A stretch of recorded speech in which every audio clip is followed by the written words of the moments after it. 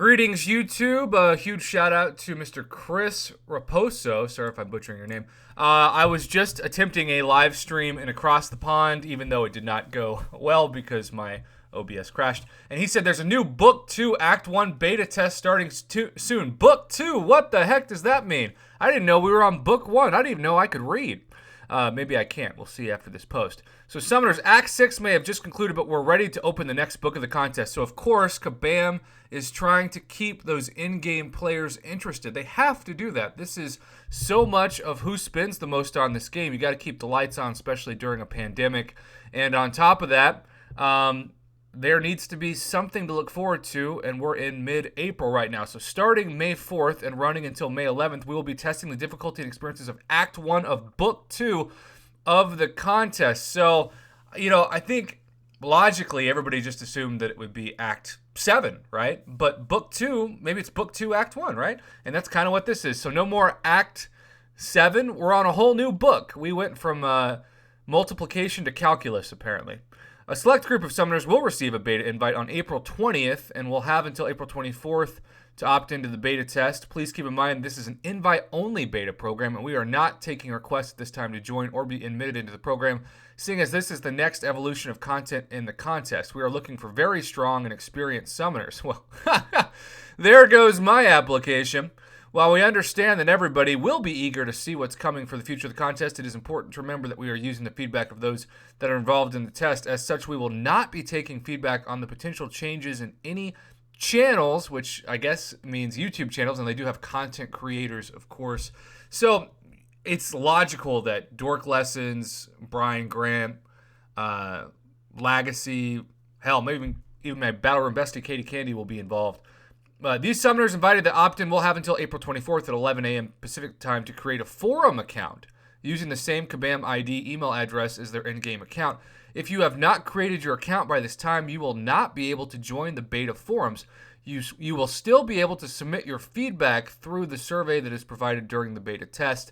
Any rewards earned on the beta server will not be transferred to the regular game. Keep in mind they had to put this in because when we first had beta tests, there was somebody that they claimed stole, quote-unquote, $45,000 plus worth of rewards and took it from the beta test server to the real server and ended up getting either permanent bans or at least long temporary bans and even being kicked out of the content creator program. So when you see things like that, that's why they've got to protect themselves, because those warnings did not used to be in these forum beta post-test announcements.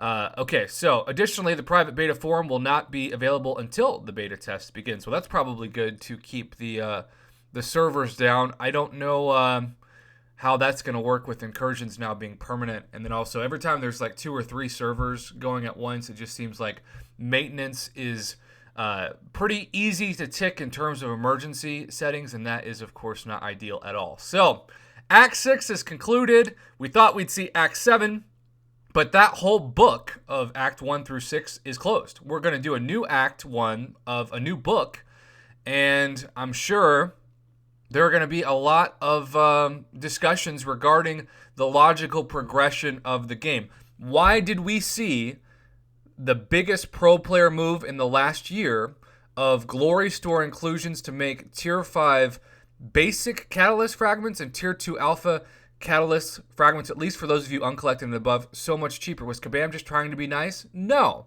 They're trying to set the stage for the economy of the game to shift, because we're anticipating rank 3 to rank 4 now, 6-star champions becoming the norm. And so we're going to see, just like we have slowly the inclusion of the Tier 5 Class Catalyst Fragment Crystals, now we're going to start to see the discussions of those new items that didn't even exist at this point to be included in the rewards. And of course, things like 6-star Awakening Gems becoming more common as the game continues to shift. So that is the point that we're at right now. That is why you're seeing the price drop. We've seen this before in so many ways. First with 4-star shards going down, then 5-star shards, and then even things like Tier 4 basic, Tier 1 alphas, things that used to be crazy rare Tier 4 class catalyst crystals.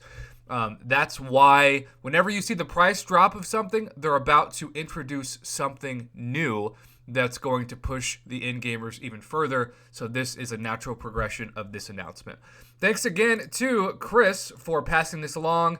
Have a great one, YouTube. Thanks for watching. And sorry to those of you who came by my stream that was only about 10 minutes long. My OBS is crashing, and I don't know how to fix it. Usually I just have to have it cool down for a few hours, and then hopefully by tonight's stream it will be ready to go. Shout out to Steve Wester, who is the student of the day, for 10 minutes.